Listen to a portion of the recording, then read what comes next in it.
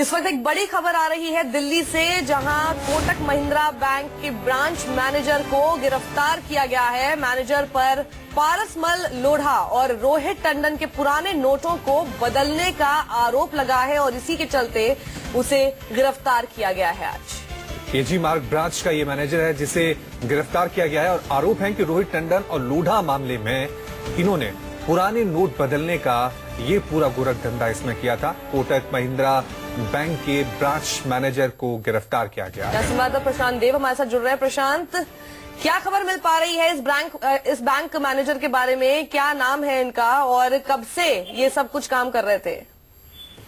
देखिए, कुछ दिनों पहले इनकम टैक्स ब्रांच ने कोटक महिंद्रा बैंक की ब्रांच में सर्चेस की थी और जिसमें फर्जी अकाउंट्स के बारे में पता चला था और इसमें वैसे ही मोडस ऑपरेंडी थी जैसे एक्सिस बैंक में थी, और यानी कि फर्जी कंपनियों में पैसा जमा करा करके उसको दोबारा दूसरी फर्जी कंपनियों में पैसे ट्रांसफर कराए गए। और इस ब्रांच से जो जानकारी मिली है उसके मुताबिक कोटक महिंद्रा ब्रांच से एक्सिस बैंक के ब्रांच में पैसे ट्रांसफर किए गए और ये सारा जो है ब्लैक मनी को कन्वर्ट करने के लिए किया गया। तो इसमें सर्चेस के बाद फिर इन्फोर्समेंट डायरेक्टरेट ने मैनेजर को गिरफ्तार कर लिया, उनसे पूछताछ की जा रही है। दरअसल मनी ट्रेल को पता लगाने के लिए गिरफ्तारी की गई। पैसा प्रशांत, क्या इस बारे में कोई जानकारी कि कितना पैसा अभी तक बदलवा चुके थे?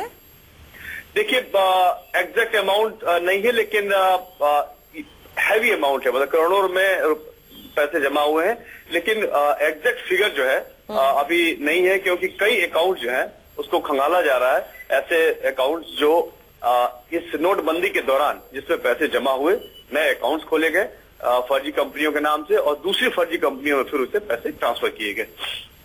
कोटक महिंद्रा की तरफ से किसी तरह का कोई अभी तक बयान आया है, क्योंकि अब सवाल बैंक की साख पर भी है यहाँ पर?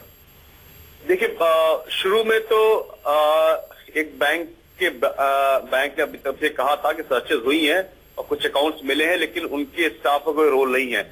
लेकिन अब ये रोल किस तरीके से फिक्स करके इनको गिरफ्तार किया गया है, आगे जानकारी इसकी मिलेगी। लेकिन जाहिर सी बात है कि बिना बैंक की कनाइवेंस के इस तरह का काम नहीं हो सकता है, क्योंकि बैंक को ये पता होता है कि कौन सी कंपनी में पैसा जा रहा है और किस तरीके से जा रहा है, और उसी सिलसिले में इनसे आगे पूछताछ की जाएगी। क्योंकि जानकारी मिली है कि बहुत से बैंकों ने इस तरह के काम किए हैं, अचानक नोटबंदी के बाद बहुत सा पैसा जमा कराया है, खासकर फर्जी कंपनियों के थ्रू।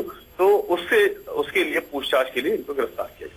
तो प्रशांत, ये माने कि एक कड़ी सा है, क्योंकि जैसे आप कह रहे हैं कि कोटक से एक्सिस ट्रांसफर किए गए थे, तो ये बैंकों का आपस में तालमेल था, ये सारा गोरख धंधा आपस में चल रहा था और गिरफ्तारियां भी हो सकती हैं अभी?